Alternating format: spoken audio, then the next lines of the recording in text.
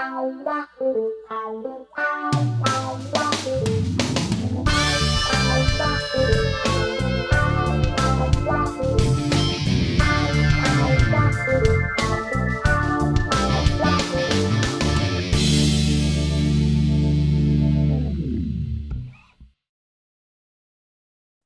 everybody, and welcome yet again to another episode of Living on Music. I'm Steve Hauk, and very, very happy to have you with me this evening.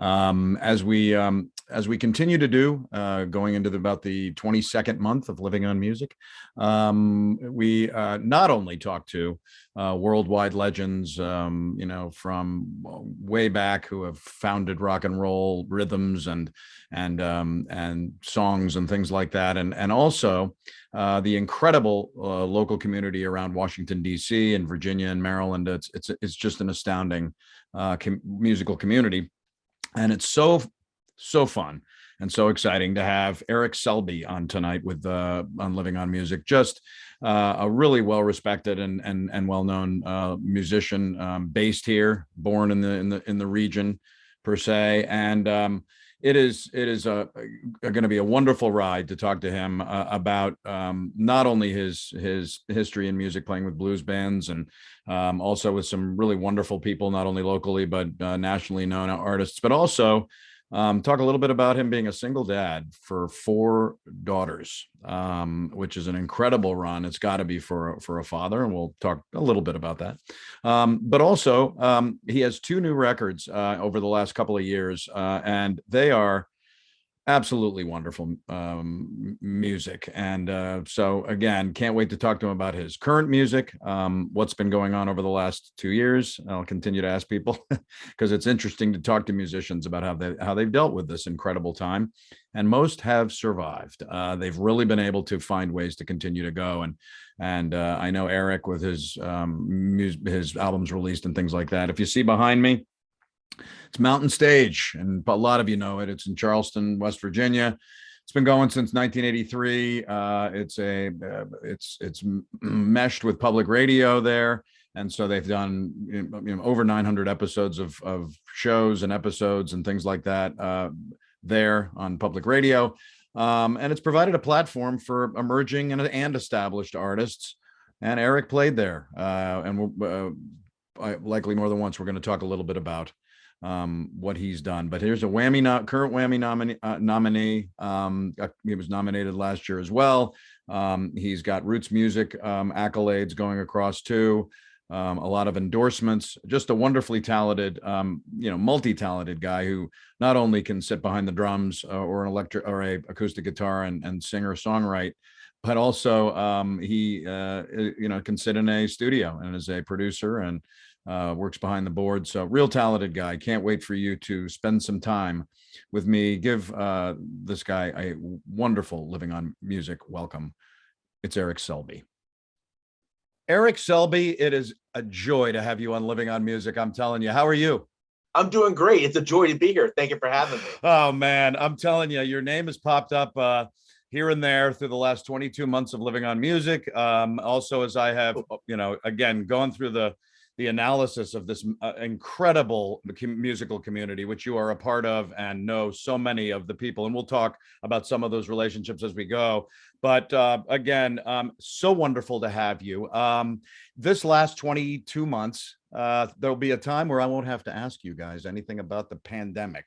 But what it does is it gives people a chance to see how musicians have dealt with it. And I've had over 100 people on this show since April of 2020 when it began. I didn't expect to begin in a pandemic, but I began. And I've looked at what you've done, and we'll talk a little bit about that. But my God, Eric, a WAMMIE finalist, a new record last year, accolades from a number of different places. It seems like things were going well, but how have you dealt with the last 24 months? Well, the last 24 months, Steve, have been, really interesting for me in that, ultimately, I'm a drummer by trade. Right. And so, I was out gigging, and that was my job, is to gig with various bands. And in the meantime, I was doing some recording, which I'm sure we'll talk about. But when the pandemic hit is when I put out my first record. And in fact, some folks had advised against putting the record out. Oh, and I'm like, they're really, there's not a good time or a bad time for me, because I'm not trying to be a front man per se. And that was Do Baby, right? Right. And so I put Do Baby out in April of 2020. Right. And I think, I hate to say that maybe the pandemic helped it, but because not many records were coming out at the time. Right. I deduct how all this is working. Not many records were coming out at the time, and people were inside and more inclined to listen to new music. And I think to some degree that might be why my record got spun a little bit more than a brand new record from somebody that nobody knew. Yes, and you wouldn't be alone in that instance at all. And what's wonderful is that you still had that wonderful music sitting there waiting to come out, and that you had people, again, you're right, paying attention a little bit more. And again, there's been positives amidst the incredibly challenging times we've all been in, and it's so wonderful to see that record. I am a judge for the Whammies. You and I didn't know each other, so there's no conflict of interest at this moment. Right. But I went on and judged, and I knew your name, found the record, Where You Born At, which was your new one after Do Baby, which is so wonderful too. Where You Born At came out. It had a kind of an influx of a number of singles. Did you release the singles prior to Where You Born At, or was it the album and then the singles? I released the singles building up to the release of the record. That's what I thought. I actually put out maybe 4 to 6 singles just for funsy, before the record, and then the record came out. Oh, that's wonderful. Well, congratulations on the WAMMIE nomination. Thank you. Thank you so much. Somehow the show Living on Music was nominated for a WAMMIE this year as well. I didn't know. Congratulations. You knew that. Yeah, Music Media Award. I'm a musician about 16 years, but not like you, like lifetime, and music is part of my soul. But to get nominated for actually a show I've been doing is wonderful. But best of luck with that. And I'm telling you, there are some things about Where You Born At that really kind of infused me, being an Americana guy. And we'll talk about your move a little bit from your blues drumming kind of career as you were building it to this wonderful sound you've created on these 2 records. But where did the sound come from in a nutshell that you've created? It is, as I told you prior to the show, it reminds me of a little bit of Jacob Dylan and the Wallflowers, a little bit of Beck. There's just this wonderful feel and some Americana, and I'm such a fan. How did this sound come to Eric Selby? I really I'm glad you kind of caught that. I think my sound, it has come from an amalgam of different influences. Right. I'm the youngest of 5 sons. Yes. And my brothers, when I was, some of my brothers were listening to the Beatles, and some of my brothers were listening to Johnny Winter, right. So I was getting, and I'd walk into one room and hear Black Sabbath, and walk into another room and hear the Carpenters. So I think a lot of that had some influence my growing up years. And then when I started playing blues, with some great artists, including Billy Thompson, yes, and a little bit of blues with Jay Summerhour and Warner Williams, wow, and Back Porch Blues. I just had the opportunity to sort of embrace that genre. So I think what I believe you're hearing is an amalgam of blues and the Beatles and 70s music and rock and roll and wow, a little bit of everything.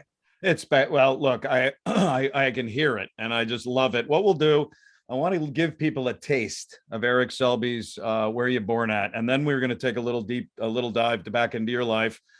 Before we do that, I wanted to say that you are a single dad with 4, how you've described and how they look and sound and appear with their father on social media. 4 daughters. You have Lainey, Ann, Allie, and Emma. Yep. How have they dealt with, in a nutshell? I know it's been challenging on all sorts of levels for everybody. How have they dealt with the last 24 months, and also being a father and kind of being involved with them? I would think, I'm sure. Yeah, and the 2 of the 4 live with me. 2 of them are in their 20s now, so they're out making their way. The 2 17-year-olds still live with me, and just like anybody, that this whole pandemic and being inside and school learning from home has been challenging, and just keeping each other sane has been something that's helped us quite a bit. Patience, right? Yes. Patience. I'm sure. And again, being a working musician, very involved in the music life, and having 4 daughters, you must have an incredible bond with your girls to be able to kind of work all that through. I do, and you know, in many ways, the girls were a big part of me putting together this record. So, and I'm sure we'll talk about that soon too. So, yeah, I love that. What we're gonna do again, everybody, give you a taste of Eric Selby and this wonderful new record, and a song that I think, and I'm not blowing smoke, I've played probably 15 times in the last week because I just can't get enough of it. And that's what I do. I get addicted to a piece of music, play it all the time, and keep it in my soul. This is from Eric's Where You Born At record, a wonderful snippet of a great song called Another Page.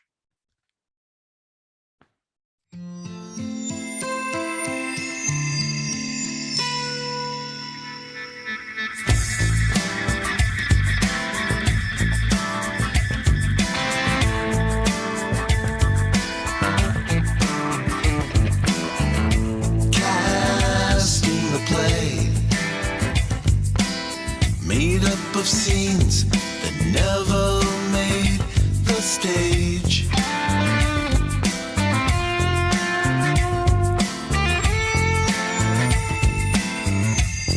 The show starts today.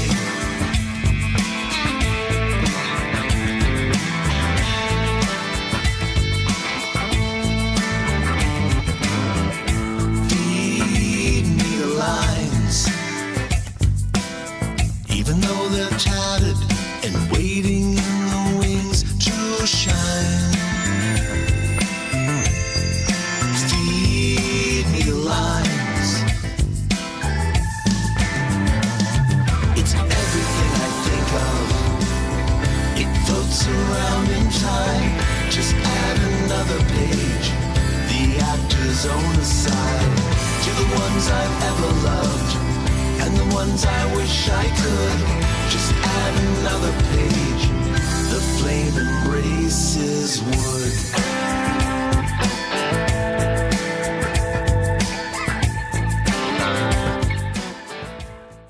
Yeah, I'm telling you, and I'm not just saying that because you're a guest on my show, I promise. But that song and your sound, there's something you got, and it sounds like, we'll get into we'll talk about your history here, Eric, but I just want to know, when did the songwriting really kick in? Because it sounds like, with Do Baby and Where You Born At, it's starting to really elevate. I mean, was it building up to that point? Were you writing during your blues years? How did it start? It really was just a fortunate mistake in many ways. Wow. Like I had mentioned, my tool of trade is drumming, and Yes. I've always been the drummer in an Americana band or a blues band or a rock and roll band. Right. And just when I'm home with my kids, I was playing guitar, sitting on the couch, writing little ditties, sometimes just to irritate my kids, and sometimes just to entertain myself. And then after a while, I realized I had a catalog of songs. Right. And in 2019, had a conversation with a gentleman who's a great producer. His name is Marco Del Mar. Wow. And Marco is Yes. the owner and producer at Recording Arts. Yes. And he helped me put these songs together. Songs that went from me playing on my couch and acoustic guitar into these full production songs. And I have to give huge credit to all the folks. There's so many people who I can name, but in particular, I'll name Don Chapman, who helped arrange these songs. Right. Just a great friend and a great musician, just a great dude all around. We've got you and Don doing a little clip of something I found, since you gave me a little bit of an open ticket on your YouTube channel. I'm like, because Don and I have been a social media pals, and I really would love to get to know him even more. But what a wonderful guy. Yeah, go ahead. Great guy. And then I also have to give huge props to the producer, again, Marco, who's just, he's taken my songs and he speaks Selby. I can say, look, I don't speak production, but like, Marco, I really hear this. And I'm like, boop, boop, boop. and he understands what I'm talking about, and somehow it does exactly. I'm like, that's it. That's the sound I want. Wow, that's a producer in his absolute best place, is to give you to let you do what you are and be who you are and sound and largely, but the producers, you know, mold people. I love that. We're gonna go. I can't stop this, Eric. At the beginning, we're gonna go back to another little snippet of a song from Where You Born At. And everybody, as we're all trying to do right now at this time in our lives with everything that's been going on, let's arise.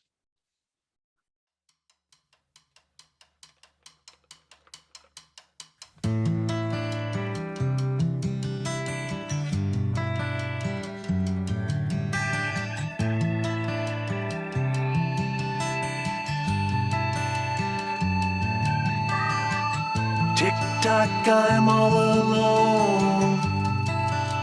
Surprise, surprise, surprise. I'm out of methadone. I can feel it in my eyes. Not something I condone. Cut the family tie. Where's my old black cat bone? Arise, arise, arise.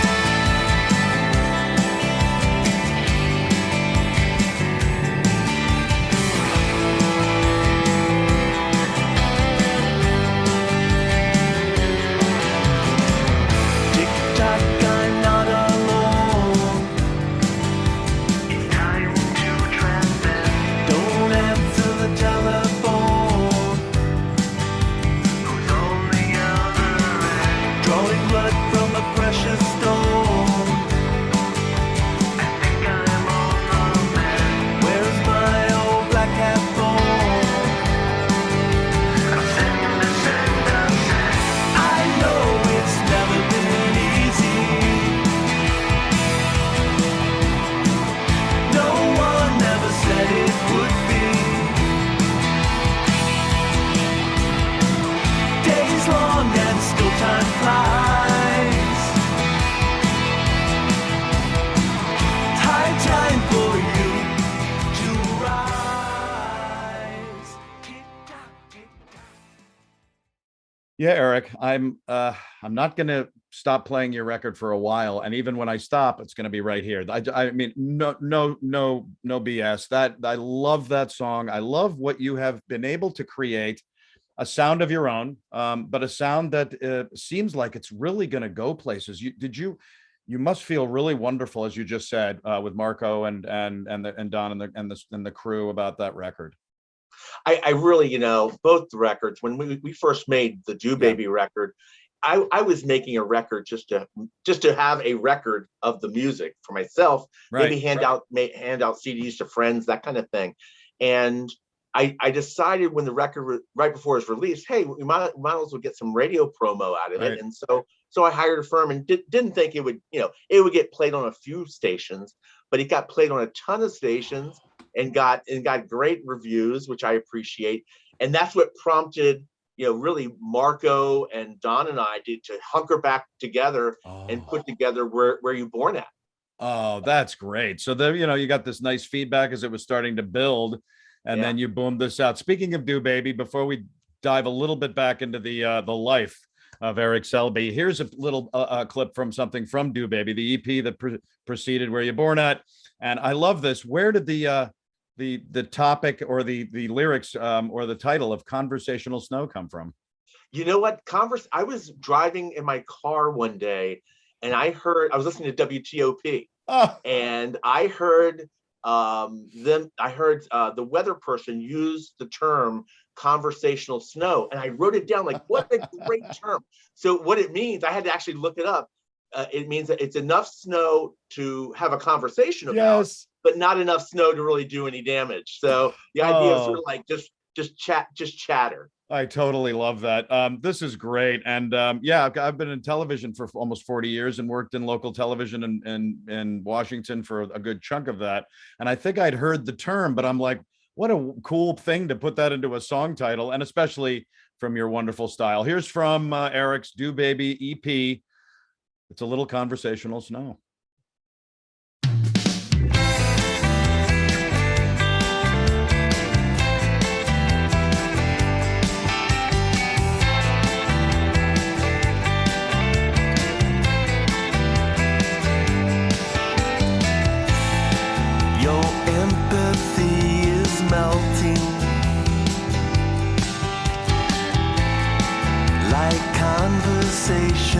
snow.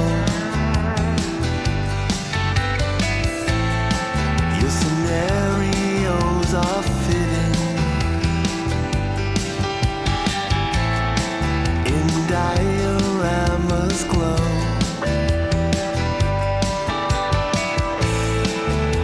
Who appoints a commission for putting time on the clocks? A slight and jagged omission. My soul escaped the box. There's still hope for the unrewarded, and there's still time for you. Days seem longer than they've ever wanted. Yeah, the sound, you can tell, Eric, as you were going, Do Baby, kind of began it, and then you guys jumped into.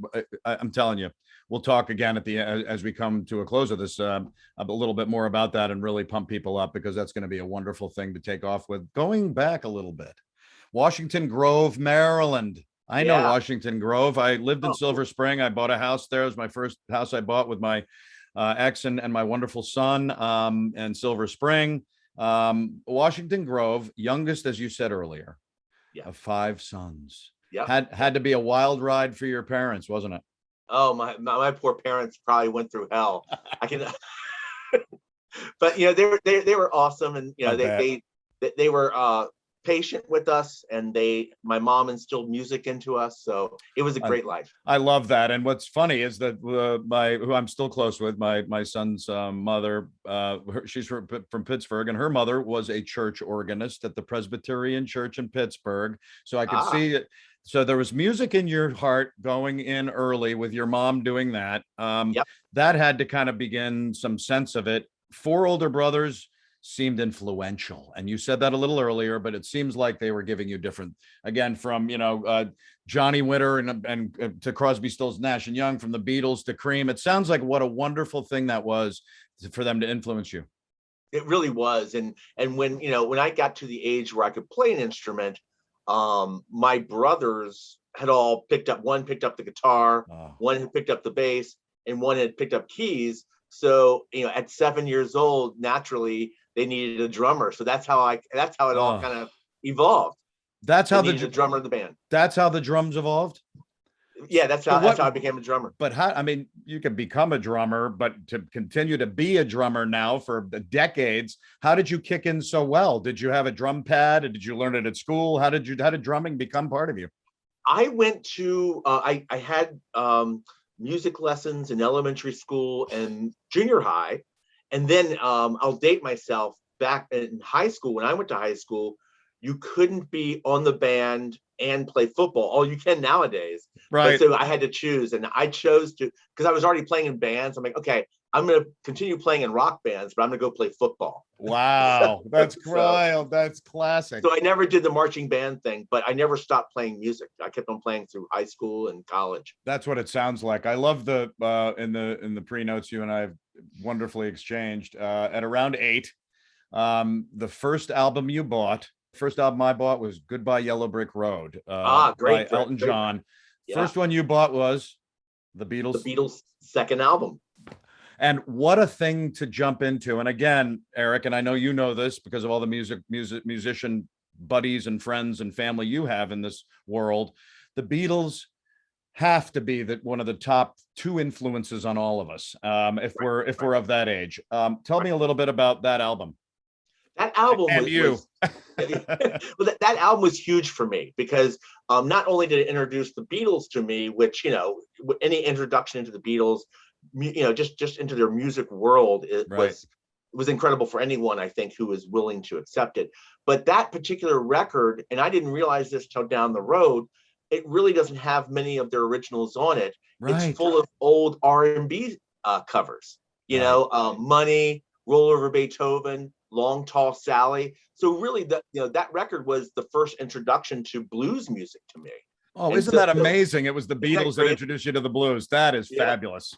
Yeah. Yeah. So I mean, I truly wore that record out. I actually found I found another vinyl, and I have it in a frame and on my wall because it was so seminal to me, you know. Yeah, oh, that's spectacular. And I feel the same about A Hard Day's Night, which I got my parents had, and I was only, I was born in '61, so the Beatles kind of kicked in when I was born, but their Beatles love helped my Beatles love, and it really influenced me as a music fan, and later Yeah. as a musician. You obviously had some talent. You began doing it through were there high school bands and things like that for you? Yep, I was playing, your typical high school band, playing Van Halen and Rush and all that kind of thing. And then in college, I met up with three gentlemen, and we formed a band called the Occasional Banister. Oh, wow. And those four guys, me and those three guys, we stayed together for 25 years. Really? That's spectacular. And the funny thing, because we were playing sort of progressive fusion music, and because it was such a unknown style, and you know how to clear out a room, start playing fusion jazz, right? Right. I gotta go to the bathroom. I gotta go to the bathroom now.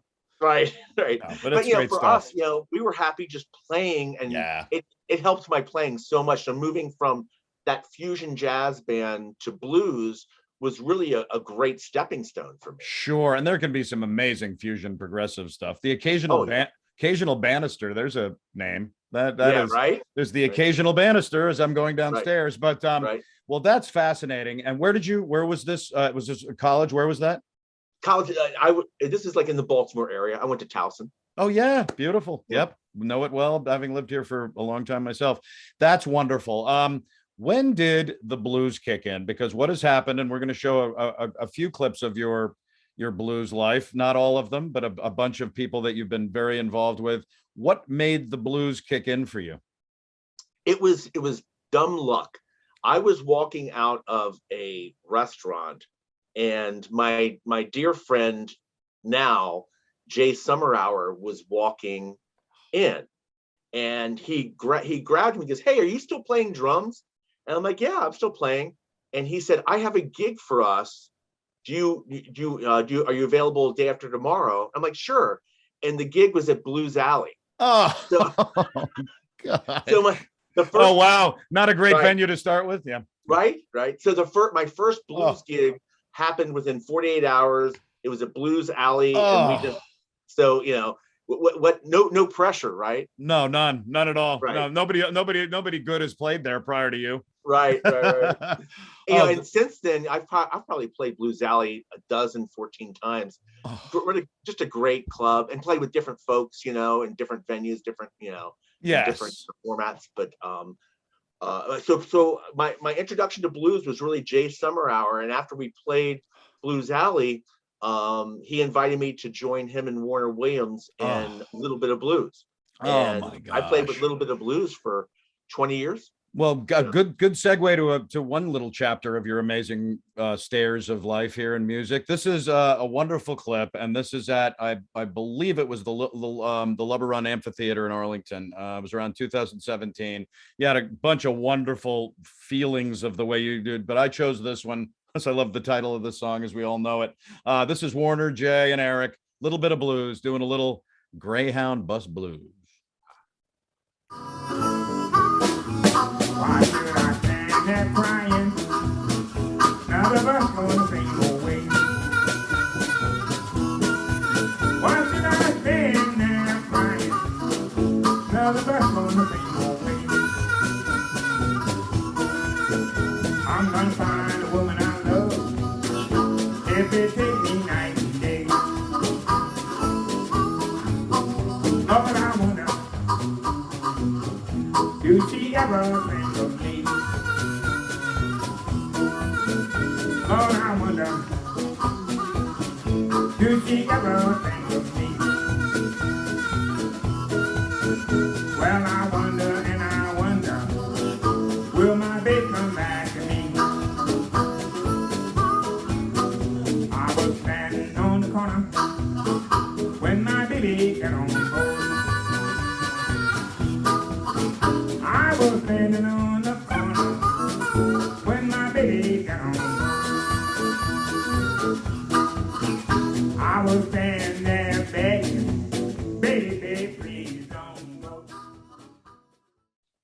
Yeah, that's great. Again, you can you see the blues of your playing on that trio. You see where your blues was again expanding, and it had before that.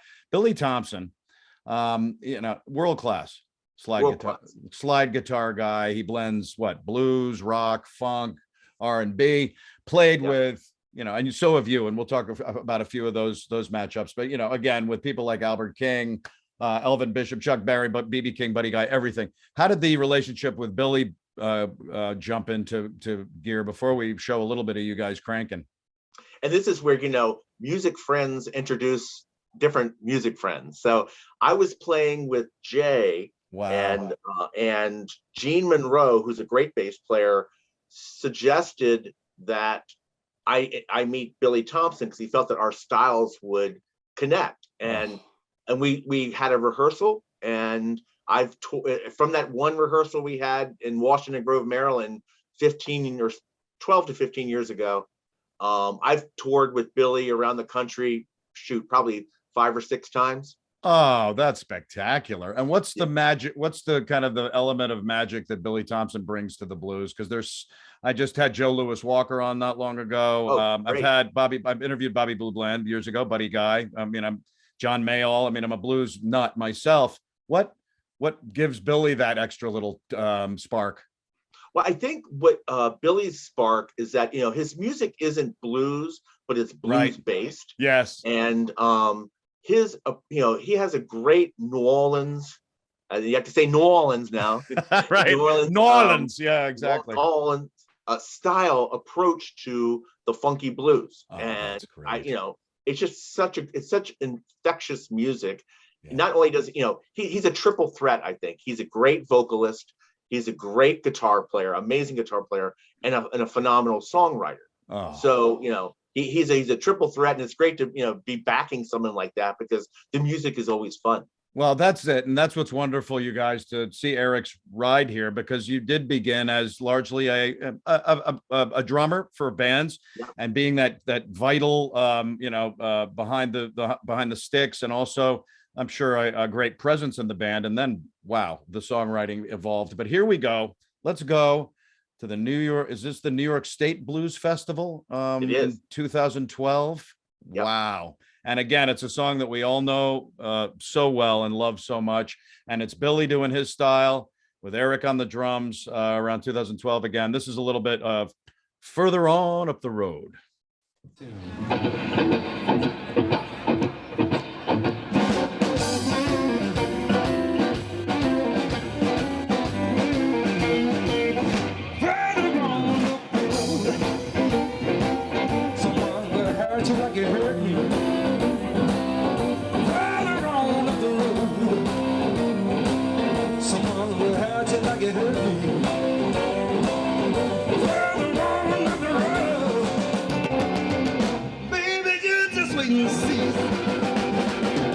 Got to read just what you say. That old saying is true. Read just what you say. That old saying is true. Like you mistreat someone, maybe someone will mistreat you. Now you laugh at me, baby.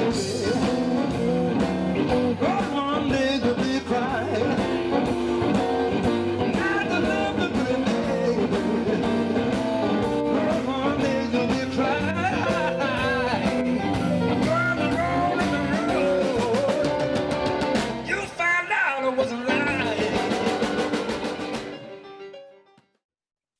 Well, Further On Up the Road. Yeah, I mean, there you go. We've seen Eric do it and so many other amazing people. That is wonderful. And it shows your style, your blues drumming style. It shows Billy's style.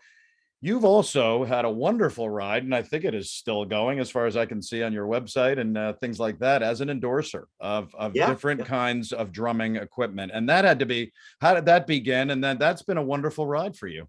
It has. I've been blessed, and I'm so thankful that I do have these endorsements. usually the way it works is it's hard to get that first endorsement. Yep. But once you get the first endorsement, other companies will fall in line because they see that he's being, he endorses these companies. Sure. And a lot of it's based on, the number of gigs you have a year, right? Who you're playing with, how many recordings you do a year. Sure. But I'm so thankful. I endorse Canopus drums, Soul Tone cymbals, right? Ahead drumsticks, several companies. So I'm really Beto bags. I'm really appreciative. That's wonderful, and that shows that you're worthy of endorsing. They're not going to just do that for anybody. I've seen that across the board. That's wonderful. Here's a clip, you guys. Speaking of Billy Thompson, this is I think a Soul Tone Cymbals generated video, as far as I could tell, but with Billy Thompson and company and his band. It's Michael Leroy Peed, Michelle Lucas, Eric Selby on drums. And this is from his record called A Better Man, right? From 2011, called Noreen. Have anything about this song? Noreen is a song that Billy wrote to it's an ode to his significant other, and her middle name is Noreen. Oh, so wow. So this is a love song to his love. Well, there you go. I didn't even know that.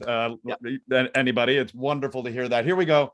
A little more of Eric's blues concentrated life with wonderful Billy Thompson. This is, again, a Soul Tone Cymbals endorser video, and it is a little bit of Noreen.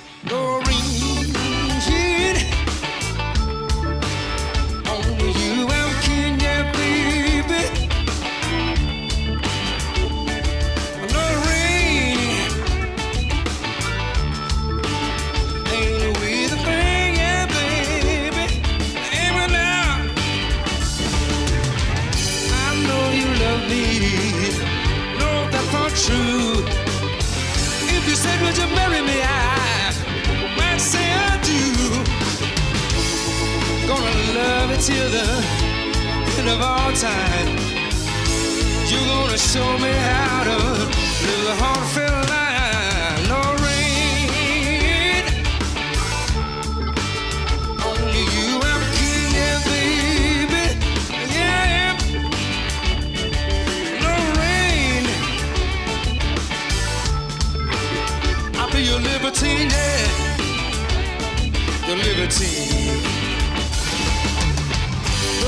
The day don't seem so cold, though it's all a mess. When you got somebody, hey, give you more instead of less. You make me feel like I'm in an old broke-out movie. Before the shit hit the fan, when the desert was so groovy. And Noreen,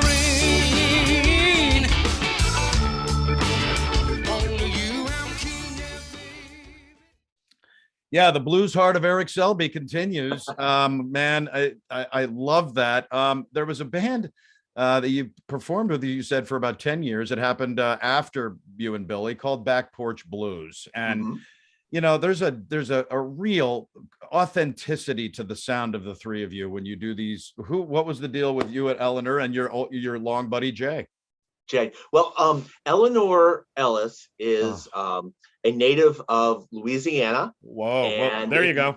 It really comes out in her musical style, and she's such a great picker, just such a great fingerstyle picker, and really approaches the blues and the Piedmont style in such a authentic way. So to play with Eleanor and we've done some touring too. To play with Eleanor and to play with Jay is just, it truly is an honor to play with these fantastic musicians. Oh, that's great to hear. And it's such a wonderful shot of the way you guys are just sitting up there with your trio. I think this was at, what I could tell, it was at something Friday Nights in Caroline. What was this in 2019? That was in Caroline County in Maryland. Yeah. And it was so it had like a special event, and they would have Friday Nights at Caroline, and we were invited to play one night. was the Maryland State Art Council's Touring Artists Program or something like that. I think it was called, correct. right? That's correct. This is wonderful. What it's Richmond Blues. Where does that come from? Is that an old song, or is it one of the somebody's new song? Richmond that's absolutely an old traditional song that has been passed from blues player to blues player, and the version that we do, we accompany Eleanor, because this is Eleanor's version of Richmond Blues. All right. Well, ladies and gentlemen, here you go with Eric Selby and another wonderful blues journey through his life. This is a little bit of the Back Porch Blues Band, Richmond Blues.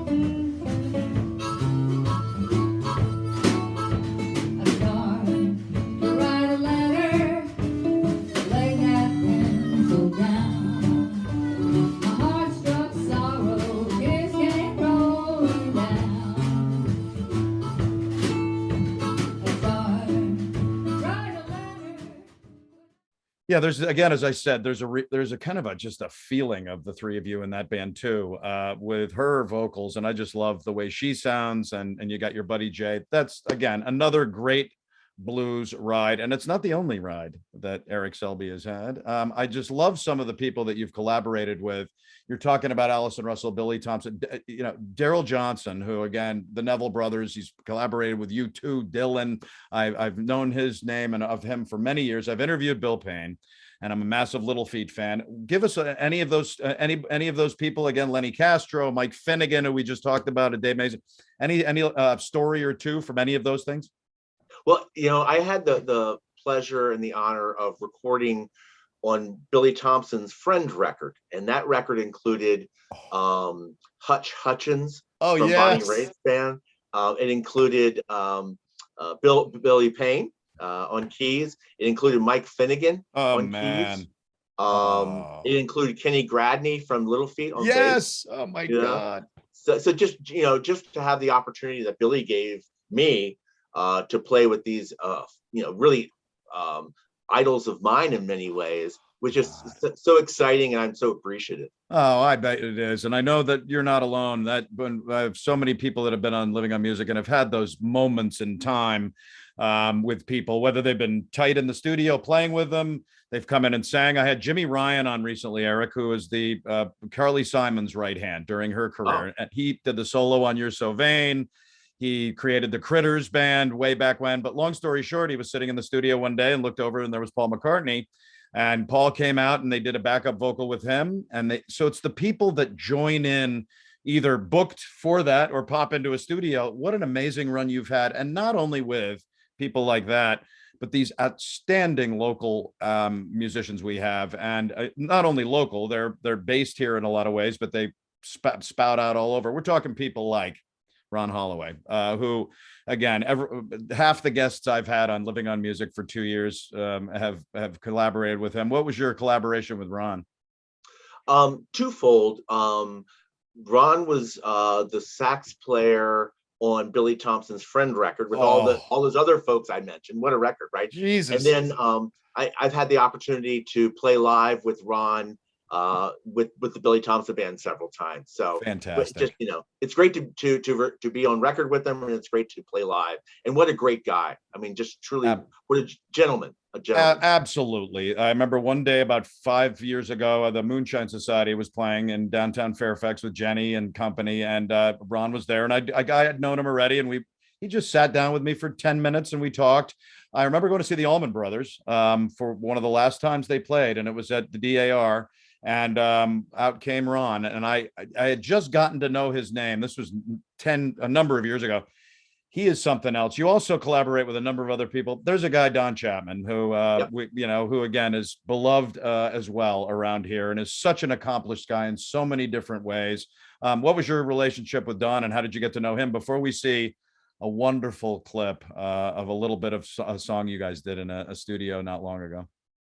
I was asked to play drums on a record for a friend of mine by the name of Dean Kern. And wow. Dean plays locally in the DC area, and I still play with him. Wow. In fact, we have a gig this weekend. But I was the drummer on the record, and Don was the guitar player on the record, and we never met one another. We were just both on the same record.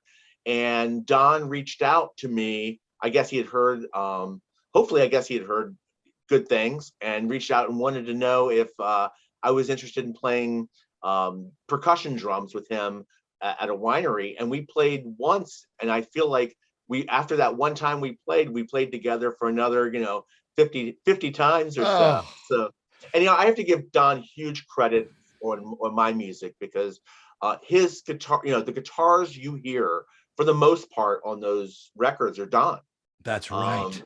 And he is, his guitar style, I certainly didn't tell him what to play. As far as I'm concerned, he co-wrote a couple of the songs. He arranged, his guitars made the arrangements of the songs. I mean, he really is a big part of that music that you hear that I have out. Oh, that's fabulous. I didn't really know that to this extent. I knew that he had collaborated with you, and I think I had found out that he did something for the new records, but what a wonderful thing to hear. And that's going to even elevate my joy of your music as well, as to knowing Don was a big part. Here's a little clip, you guys sat down and did what looked like almost online stuff, but maybe it was recorded and distributed and posted. It looked like in a studio. You were on a cajon. Oh, right. And there was Don. We were playing. This was it was a gig that we were playing virtually for a winery. Oh, that's it. So we recorded it, and I just cut it up and put it out there. So that's a virtual performance. There's so many options to play a snippet of from that, because it's just wonderful to hear. And I, as my 16-year singing career and now in duos for the last 6 years, I've been playing a cajon for the last 2 years for the first time, and it is wonderful to be able to add that to a duo where I don't play a guitar, so all I can contribute is my voice. But it's wonderful to see you playing this, and again, it shows another level of talent for Eric Selby. Here, you guys, and Don has that incredible middle name. Don't ask me. Do not ask me to pronounce it. It's got to be. Or something that, and I feel like I should know that by now, having known of Don for so long. But he's a special guy. This is a wonderful. True. I had to find something out of it, and there was so many wonderful options. This is a song written by Jesse Valenzuela, Marshall Crenshaw, who I've had on Living on Music, who I adore, and Robin Wilson, of all people. It's a little bit of a snippet, and it just shows the wonderful bond, just sitting with cajon and acoustic guitar between Don Chapman and Eric, and a little bit of Till I Hear It From You.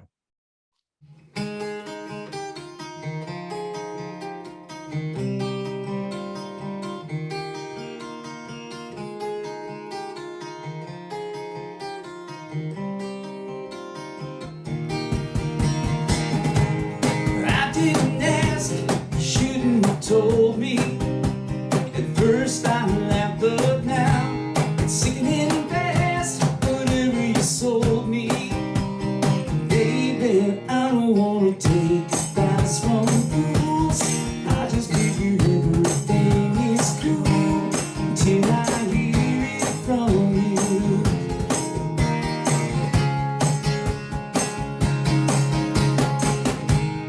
It gets hard, memories faded, and who gets what they say?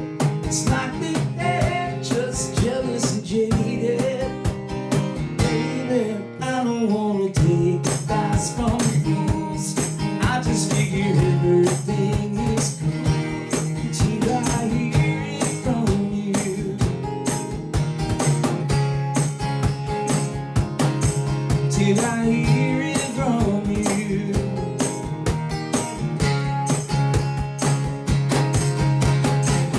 Can't let it get me off.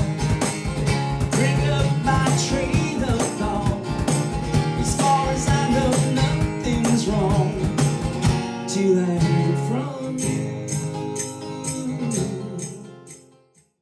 Eric, what a joy after hearing Don's name for so long, and especially when we've all been so immersed over the top in the last 2 years and knowing people in ways and finding them. Great to see you guys collaborate. And again, the fact that he was on this new record. We're going to wrap up this wonderful ride with Eric Selby, and I can't wait to someday meet you in person, because I've been saying that with everybody that I haven't met. I've known a lot of people before the pandemic that I've interviewed, but wonderful to talk soon. This is another wonderful song from the new record, Where You Born At, and it's called Orbit. Give us a little bit of a look at what that means. Or the whole idea about Orbit was about a couple that have broken up, and then the one of the partners starts to orbit around the person again, and they're showing interest and starting the relationship again, and the other person's like, "Whoa, I'm good. You don't need to orbit around me. I'm good to go." Oh, that's great. Yeah, and Don, this is a great representation of where I would bring a simple song to Don, and he would turn it into something great. The whole solo portion is written by Don. The lyrics and the song, the meat of the song is written by me. And we even have, I reference bassoon in the song. We even have a bassoonist, if you listen closely, who plays a small solo. Her name is Maura Ross, and she plays bassoon in the song with us. Did she ever think she'd be playing on a rock and roll record? I know, right? I know. A bassoon. How fabulous. I hope we didn't ruin her. No, I'm sure you elevated her. That's great. Well, you guys, a good way to go out before we say goodbye to this great guy. This is again from this wonderful new record. Came out again. It was 2021. Right, 2021. Eric? Yep. During the most challenging time for musicians across the board. And boy, I think this is just going to explode out of this. And I can't wait to see what it does. Again, from Where You're Born At, here's a little clip. And if you have any relationships you know about, or maybe you were in one, did they orbit?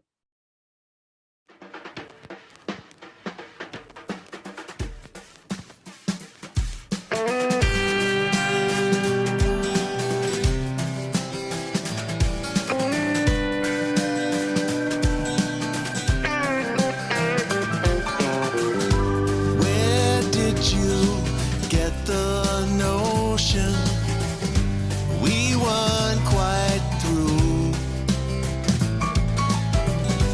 Why would you even try when far away looks good on you?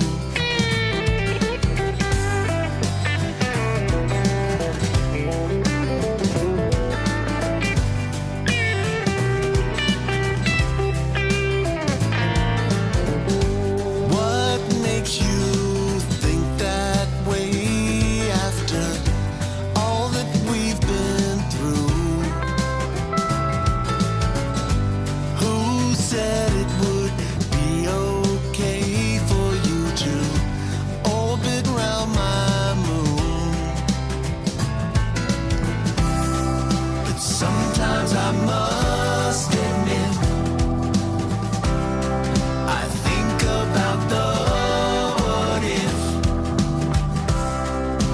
all the crazy that surrounds you. Yeah, well, Eric Selby, you got me. And I'm sure I'm not alone. Really, congratulations on Where You're Born At. Congratulations on Do Baby. What I find, and again, what I find fascinating and wonderful is that you began your life basically as a drummer. You began your life music in your head. So I'm sure that all that was gonna come out.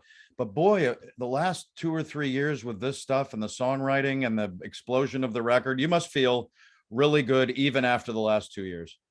I do. I'm so appreciative that folks have, enjoyed the music. I'm surprised. I'm not going to lie. I'm surprised that it's gotten the attention that it has.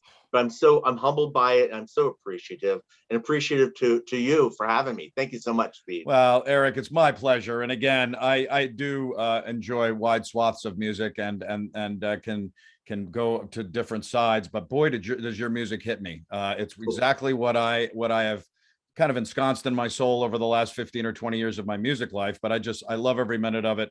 Congratulations on your WAMMIE nomination. Are you going to the WAMMIEs by any chance? You know what? I was initially planning, but I'm in the studio that day. Oh, I'm going. Are you going to go?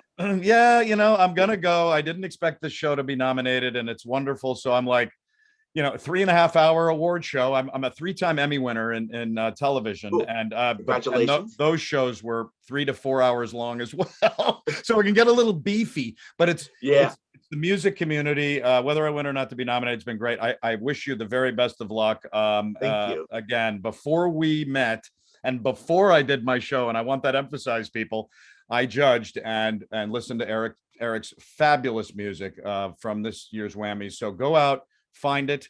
Where can they find your stuff as quickly as possible? On your website? You can go through my website. You can go through iTunes. You can go through Amazon. Great. Yeah, we had your website at the bottom of you throughout the show, so they'll know where to go from that. But Eric Selby, I hope we get to meet up soon. I hope I get to see you play live, and also I'll be listening to your record. Congratulations and thank you for being on Living on Music. Thank you, Steve. All right, brother. Talk soon. Yeah, there is that's a guy you want to follow, a guy who's been doing this for a long time, music, but has decided to, begin to really emerge as a wonderful singer-songwriter. And I just love that record, his latest, Where You Born At. I mean, I love Do Baby too, but Where You Born At, the new one, is just wonderful as well. And just Eric is emerging. I think he's going to be going places. So again, Eric, thanks so much for joining me on Living on Music. Let's keep in close touch. Everybody, if you're watching this on YouTube, please subscribe. You'll find the subscribe tab. That's a big deal for emerging programs and episodes and things on YouTube. If you get to a certain level, they'll help kind of push you up and promote you. So we're trying to get up to 100. If we are by the time you see this, then yay, but keep going. So subscribe if you would. Also remember that Living on Music with Steve Houck is also a podcast, and you can go to Spotify. You can go to Apple Podcasts, Google Podcasts, iHeartRadio, a number of other podcast websites and origins, and just go to Living on Music with Steve Houck. Just write it in there, HOUK, and go to Spotify. And if you do end up listening to some of the podcasts, do a review, even if it's 10 words. It doesn't matter, but that also helps create a following of sorts. And that's what we want to do, is have people engage and enjoy what we're trying to do with Living on Music. Till the next one. Thanks for joining me. I'm Steve Houck, and do well.